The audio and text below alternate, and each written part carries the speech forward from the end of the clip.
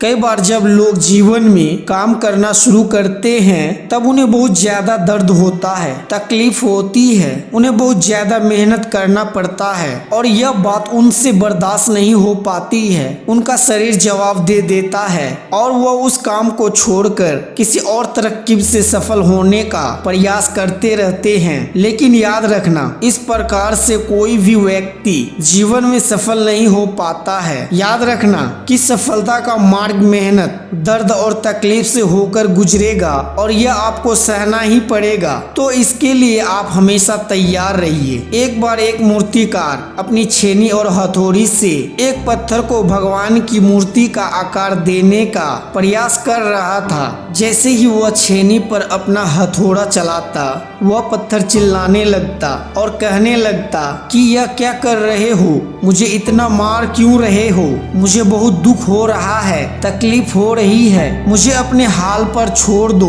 और यहाँ से चले जाओ। मूर्तिकार ने उस पत्थर से कहा, मुझे बहुत अच्छे से पता है कि तुम्हें बहुत ज्यादा दर्द हो रहा है, तकलीफ हो रही है, लेकिन यदि आज तुमने इस दर्द को नहीं सहा, इस तकलीफ को नहीं सहा, तो जीवन भर तुम यहीं इसी प्रकार से पड़े रहोगे। मुझे पता है कि तुम में आगे बढ़ने की अपार संभावना है, तुम एक बहुत अच्छे पत्थर हो, लेकिन यदि तुम इस प्रकार से रहोगे तो कभी आगे नहीं बढ़ पाओगे। इतना कहकर मूर्तिकार औजार उठाए ही थे कि पत्थर फिर से चिल्लाने लगा, गिड़गिड़ाने लगा, विनती करने लगा कि मुझे अपने हाल पर छोड़ दो। मुझे पता है कि जीवन के लिए कौन सी चीज सही है और कौन सी चीज गलत है। मुझे बहुत ज्यादा दर्द हो रहा है, अब मैं इस तकलीफ को बहुत ज्यादा नहीं सह सकता हूँ। मैं जिस हाल में हूँ उस हाल में छोड़कर मुझे तुम यहाँ से चले जाओ। उस मूर्तिकार फिर से उस पत्थर को समझाने की कोशिश की, ज्यादा परेशान मत हो और सब्र बनाए रखो,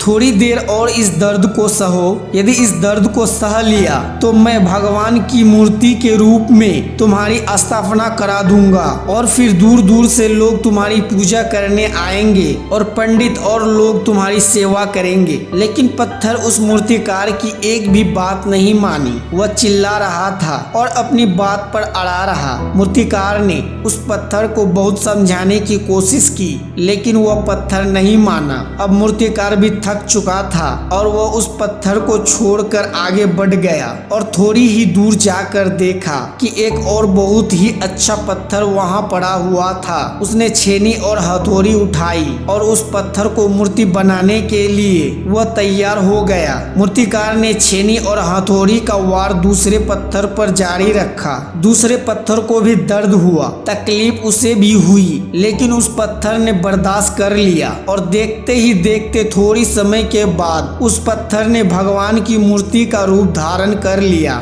थोड़ी दिन बाद उस मूर्ति की एक मंदिर में स्थापना हो गई। धीरे धीरे लोग वहां पूजा पाठ करने आने लगे, लोगों की मन्नतें वहां से पूरी होने लगी और वह मंदिर बहुत ही ज्यादा प्रसिद्ध हो गया। अब धीरे धीरे दूर दूर के गांव से लोग वहां पूजा पाठ करने के लिए आने लगे। फिर एक दिन उस पत्थर को उस मूर्ति में लाया गया और उसे एक कोने में रख दिया गया। अब लोग आते और उस पर नारियल फोड़ते।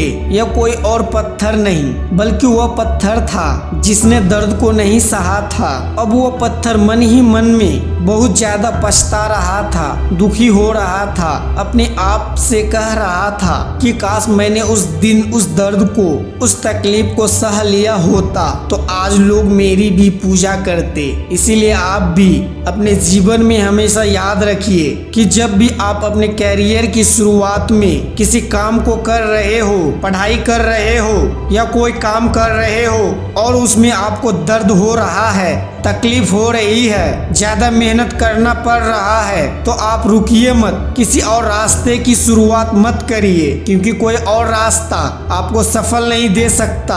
आपको उस दर्द को, उस तकलीफ को सहना ही होगा और उस दर्द को, उस तकलीफ को सहकर आप ज्यादा मजबूत बनेंगे और तभी अपने जीवन में आगे बढ़ पाएंगे। और जीवन में हमेशा याद रखिए कि आपको पहले पत्थर की तरह नहीं बल्कि दूसरे पत्थर की तरह बनना है। यदि यह कहानी आपको पसंद आई हो और इससे कोई सीख मिली हो तो ऐसा कहानी सुनने के लिए चैनल को सब्सक्राइब करें।